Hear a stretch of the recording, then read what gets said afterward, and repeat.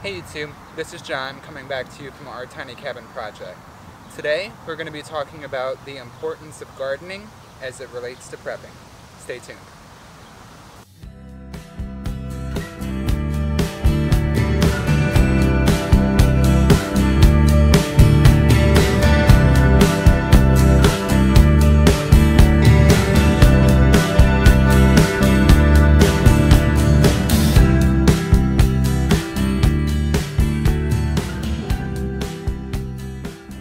During any kind of SHTF situation, it can be hard to travel to any of your local stores to get food and to feed yourself and your family. Also, there are situations where, since it's hard to travel, the food may not make it to the stores. The stores could be closed down, or the stores could be empty from everyone already going and raiding all of the food. You look at minor situations like winter storms, hurricanes, anything like that, and the first thing that goes out of the store is any kind of produce, milk, bread. The shelves empty very quickly. So the ability to have a garden will supply you with an unlimited amount of food. You can pick the food directly out of your garden. You can stock up on your food. Most vegetables can be freeze-dried, dehydrated, canned, and stocked away for later use. With our garden, we've got a huge array of vegetables that I'll go over with you and show you everything that we have in the garden. Another main key that I want to focus on that a lot of people don't consider is medicine. You can use your garden to provide natural remedies to a lot of common ailments, whether it be colds, stomach viruses, if you have asthma, if you have stress and anxiety. There's a huge array of different herbs and plants that you can use to treat these. A lot of which actually work better than medicine because there's a lot less side effects and expiration dates don't really apply. So I'm going to take you guys through a tour of my garden and show you all of the different herbs and vegetables I have and give some brief explanations as to why I have them. So stay tuned. The very first thing that we have here on the edge of the garden is actually a patch of 4 different types of herbs. We have Greek oregano, we have lavender, we have common sage, and English thyme. So the very first thing that we have in that little patch of herbs that I showed you is our Greek oregano. Aside from adding a great flavor to your food and making an excellent tea, Greek oregano has antifungal properties. It actually also aids in digestion, so it can relieve indigestion, heartburn, upset stomach, and it also helps with low stomach acidity. The next thing that we have in that little patch of herbs is our lavender. Now, lavender is probably one of my favorite herbs out of my garden, and probably one of my favorite herbs in general. The reason that I use lavender is because it's a natural sleep aid, and it calms anxiety and stress. When made in a tea, simply by smelling, or using the essential oils, it actually is proven to calm the nervous system and help with insomnia or any array of sleep disorders. Now, along with that, lavender is a muscle and joint relaxant. If you use the essential oil or mush up the flowers and leaves of the lavender plant, you can use that as a muscle massage or rub, and it will actually alleviate the pain. Lavender is actually proven to work for many different respiratory issues. Some of the most common ones would be laryngitis, sinus congestion, asthma, and bronchitis. And the way they use lavender is either by a vapor, which would be inhaled, or as a rub. And what they do is they rub it on your neck, your chest, and your back, and it provides relief from the symptoms of asthma or any other respiratory issues. Lavender is also an immune booster. It's shown to have anti-cancer properties. It regulates blood circulation, and it is used to combat hair loss. So it's a great herb. The next herb that we have out of that garden patch is our common sage. Sage is shown to have anti-inflammatory properties. It is antiseptic and antibacterial. Sage, like lavender, also is shown to relieve any kind of muscle tension when used as a rub. Sage can also relieve indigestion.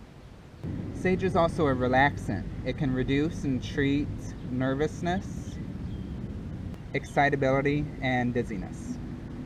Sage has been shown to reduce menopausal symptoms. And an interesting study is that it is a cognitive booster. So just by smelling or consuming small amounts of sage, it's actually been shown in research to increase mental focus. It also increases recall and memory retention. So the last thing that we have in this little 4-herb patch is our English thyme. Thyme is actually a pretty cool herb. It is shown to fight sore throats, it lowers blood pressure, and it lowers cholesterol levels. Interesting fact about thyme is that it actually prevents food poisoning. It's shown to prevent food contamination, and also it decontaminates previously contaminated food. Another interesting study that I found on English thyme, or thyme in general, is that it is a mood booster. The active ingredient in thyme is carvacrol, and carvacrol increases dopamine and serotonin levels in the prefrontal cortex and hippocampus of the brain. It's also got cancer-fighting properties, and it is a natural bronchitis remedy. Alright guys, next to this patch of herbs, I also have some extra lavender. And I don't know if you can see that little bee pollinating the new bud. Pretty cool. I also have tricolored sage. Tricolored sage, it's got a little bit of a different flavor than common garden sage, but it has a lot of the same properties that we discussed earlier. Alright guys, so next here we have my most favorite herb, which is chamomile. Now this here is a German chamomile selection, and I started this from seeds. It is relatively hard to start growing, but you pretty much have to start it from seed because no store sells it already germinated. So with chamomile, chamomile fights anxiety and depression. It's actually a natural allergy fighter. It fights hay fever. It has anti-inflammatory properties. It provides relief for muscle spasms. Chamomile also helps with PMS symptoms. It cures insomnia. It's a natural sleep aid. Chamomile can also soothe and heal ulcers. It heals wounds externally. It helps gastrointestinal disorders. It actually provides relief for arthritis. Chamomile is most commonly used as a tea and consumed to provide relief from stress, anxiety, and depression, and to work as a sleep aid. You can ground up the flowers and use as a salve to apply to any external wounds or burns. It also provides relief for joints, and you can make a hot compress with chamomile flowers and leaves to relieve any pain from arthritis or joint discomfort. So the next thing that I have in my garden is basil. Basil is high in antioxidants. The essential oils in basil fight free radical damage and protect DNA structure in cells. The two main antioxidants are orientin and vicininar, which protect white blood cells responsible for immune function. Basil is also anti-inflammatory. It is shown to fight cancer, has antibacterial properties. Studies have actually shown that basil was able to fight antibiotic-resistant illnesses like E. coli virus. Basil also combats stress by acting as an adaptogen. It fights depression. It increases cardiovascular health and liver function.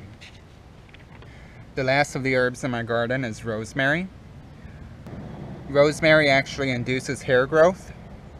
It improves memory. It detoxifies the liver.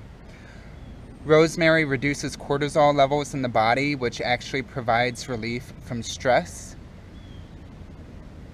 Rosemary balances androgen and estrogen levels in the body. It lowers DHT, which promotes hair growth in men and prostate health. And it reduces risk of cancer. So that's it on the herbs for now. Now we're going to go through and I'm going to give you a brief tour of all the vegetables I have started up in my garden this year. Stay tuned. So first here, we've got a strawberry plant. He's not been doing too well. He's got many buds, but the bugs keep attacking the strawberries when they're growing. So I've got to figure out something with that. Here we've got bell peppers. Me and Charles already picked the first bell pepper and had it in a salad. We've got big boy tomatoes. And we've got champion tomatoes. Our champion tomatoes have already started blooming. We've actually got quite a few tomatoes growing on the plant.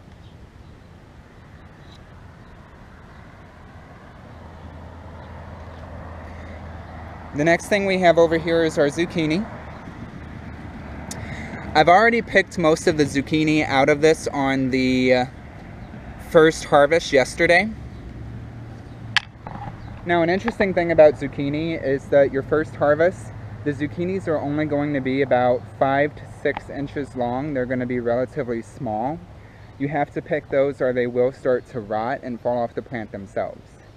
Now, after you do your first harvest on zucchini, every new growth that comes back in is going to keep getting bigger and bigger.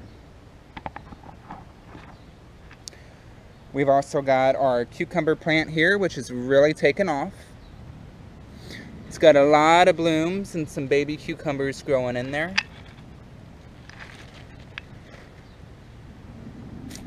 We had a row of radishes. There's still a couple left. We've picked most of the radishes, and I suggest putting radishes in your garden because you can use the leaves in salads and sandwiches, and you can eat the radishes themselves. So the whole part of the plant is edible. Another reason I suggest adding it to your garden is because radishes grow very fast.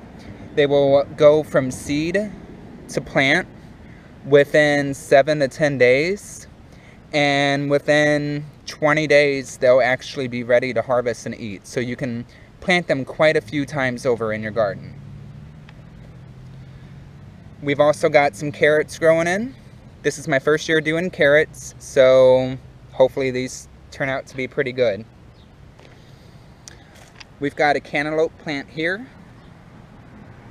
Some pretty flowers on it. Hopefully this will be fruiting soon. And we have another cantaloupe plant here. Funny thing is that this plant started off smaller than the other one and is now taking off and becoming much larger than the other one was. Alright guys, well there you have it. That's a tour of my garden and what we have growing up so far. Remember, the importance of a garden, especially in an SHTF situation or just prepping in general, is that you're always going to have food on hand. Another fun thing is that paired with hunting, you can be completely self-sustained and not have to go to the store for any food in your everyday situations. Most important thing that I like about the garden is the natural remedies that are within the herbs you can plant and the medicine that you can use out of the garden. Alright guys, well I hope you enjoyed that tour, and please let me know down in the comments if you want to see any more videos on the use of herbs and plants and how the garden is progressing through the summer.